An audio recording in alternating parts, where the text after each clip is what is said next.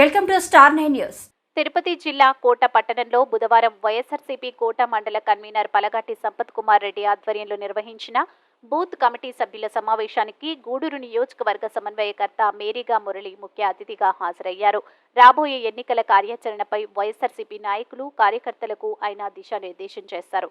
ఈ సందర్భంగా ఆయన మాట్లాడుతూ రాబోయే ఎన్నికల్లో వైసీపీ నాయకులు, కార్యకర్తలు సమిష్టిగా పనిచేయాలని, రాబోయే ఎన్నికల్లో గూడూరు ఎమ్మెల్యేగా తనను గెలిపిస్తే క్రమశిక్షణతో కూడిన పాలన అందజేస్తానని తెలిపారు.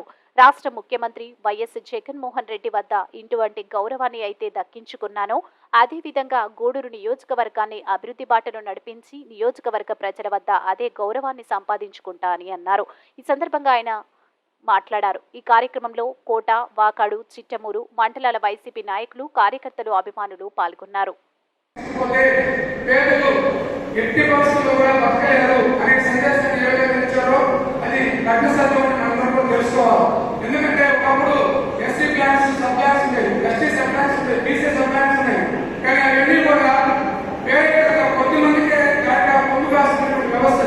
కానీ ఈరోజు ఎస్సీ, ఎస్టీ సబ్ ప్లాన్స్ లేకపోయినా కానీ ప్రతి ఒక్క గ్రామంలో ఉదాహరణకు మా కొత్తపట్నం పంచాయతీలో 1350 కుటుంబాలు, 1350 కుటుంబాల్లో ఒక 20 కుటుంబాలు మాకు